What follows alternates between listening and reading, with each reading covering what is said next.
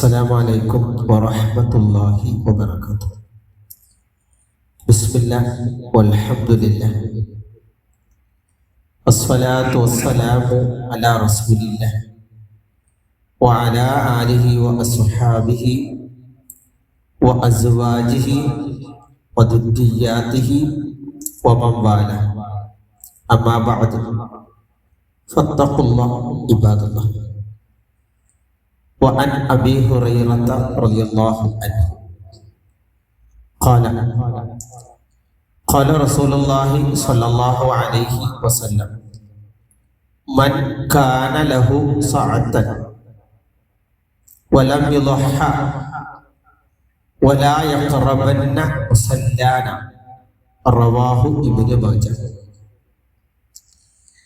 ബഹുമാന്യരായ മുഅ്മിനീങ്ങളെ, തഖ്വയോടെ ജീവിക്കണമേ എന്ന് ഉണർത്തുകയാണ്. ഉളഹിയത്തുമായി ബന്ധപ്പെട്ട് മൂന്നാമത്തെ ക്ലാസ്സാണ്. നാം നൽകുന്ന ദാനധർമ്മം രണ്ട് രൂപത്തിലാണ് ഖുർആൻ പഠിപ്പിക്കുന്നത്.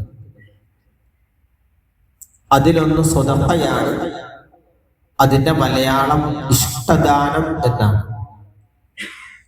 രണ്ടാമത്തേത് സകാത്താണ്, അതിന്റെ മലയാളം നിർബന്ധദാനം എന്നാണ്. ഇഷ്ടദാനം ഇഷ്ടമുള്ളവർക്ക് ഇഷ്ടമുള്ള സമയത്ത് ഇഷ്ടമുള്ളതുപോലെ കൊടുക്കാം. സകാത്ത് അതല്ല, വർഷം തികയണം. നമ്മുടെ സമ്പത്ത് പരിശോധിക്കണം, അതിന് ഇത്ര ശതമാനം കണക്കാക്കണം. ഉദാഹരണം, 2 ലക്ഷം രൂപ എൻ്റെ കയ്യിൽ ഉണ്ട് എങ്കിൽ അതിൽ 5000 സക്കാത്തിന്റെ മുതലാണ്. എനിക്ക് അവകാശപ്പെടാത്ത ഹറാമാണത്, അത് മറ്റുള്ളവന്റെ അവകാശമാണ്. 2.5 വെച്ച് കൂട്ടുമ്പോൾ മാത്രമല്ല, ഖുർആൻ പറഞ്ഞ വിഭാഗത്തിനെ കൊടുക്കാനും പാടുള്ളൂ. നാം ചെയ്യുന്ന ഉളഹിയത്ത് സ്വതക്കയുടെ പരിധിയിലാണ് വരുന്നത്, സക്കാത്തിന്റെ പരിധിയിൽ വരില്ല. നബി സല്ലല്ലാഹു അലൈഹി വസല്ലം പറഞ്ഞു: മൻ കാന ലഹു സഅതൻ, ഒരാൾക്ക് ഉളഹിയത്ത് കൊടുക്കാൻ അല്ലാഹു കഴിവ് നൽകിയിട്ടുണ്ടെങ്കിൽ, ഉളഹിയത്തിന് വേണ്ടി തയ്യാറാവേണ്ട 2 രൂപത്തിലാണ്. ഒന്ന്, ഈ ദുൽഹജ്ജ് മാസം കഴിഞ്ഞാൽ അതിനു വേണ്ടി പൈസ മാറ്റി വെക്കണം. ഇപ്പൊ 15 രൂപ, 15000 രൂപ, ഏറ്റവും ചുരുങ്ങി അല്ലെങ്കിൽ 20000 രൂപ ഒരാൾ ഒരു വർഷത്തേക്ക് കൊടുക്കുന്നുവെങ്കിൽ ആ 20 365 അടിക്കണം. ഒരു ദിവസം എത്ര രൂപ മാറ്റി വെക്കണം? വളരെ തുച്ഛമായ പൈസ മാറ്റി വെച്ചാൽ മതി ഉളഹിയത്തിന് വേണ്ടി. ഇപ്പൊ ഹജ്ജിന് വേണ്ടി തയ്യാറാകുന്ന ആളുകള് നേരത്തെ തയ്യാറാകുകയല്ലേ, അതിനുവേണ്ടി പൈസ കണ്ടെത്തുന്നു, അപേക്ഷ കൊടുക്കുന്നു. എന്നതുപോലെ തന്നെയാവണം ഉളഹിയത്ത്. അതൊരു ഉളഹിയത്ത് കഴിയുമ്പോൾ തന്നെ അതിനുവേണ്ടി പണം മാറ്റുക, അല്ലെങ്കിൽ മൃഗത്തെ വാങ്ങിച്ച് വളർത്തി അങ്ങനെ എടുക്കാം.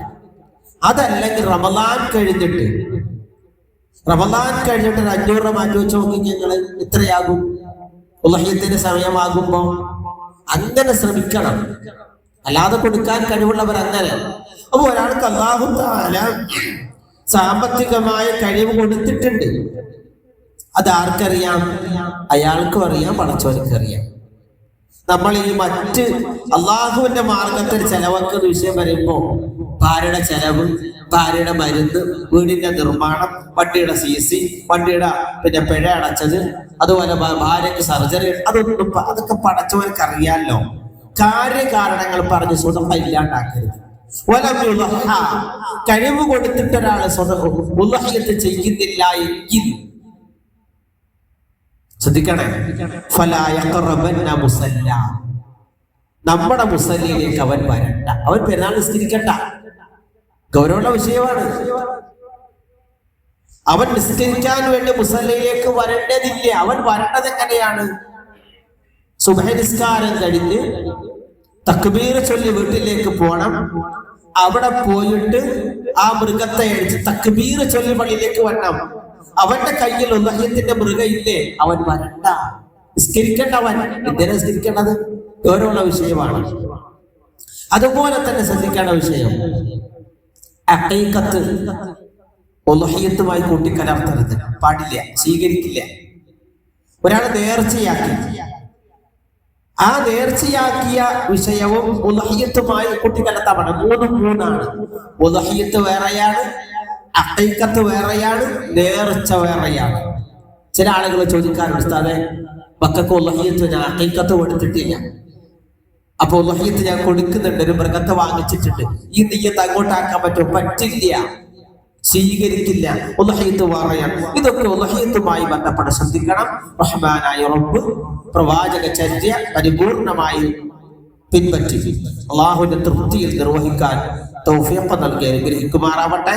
ربنا هب لنا من ازواجنا وذرياتنا قرة اعين وجعلنا للمتقين اماما ربنا تقبل منا انك انت السميع العليم وتب علينا انك انت التواب الرحيم ربنا آتنا في الدنيا حسنة وفي الآخرة حسنة وقنا عذاب النار اللهم إنا نسألك الجنة ونعوذ بك من النار اللهم إنا نسألك إيمانا كاملا رب ارحمهما كما ربونا صغارا السلام عليكم ورحمة الله وبركاته سبحانك اللهم وبحمدك أشهد أن لا إله إلا أنت أستغفرك وأتوب إليك.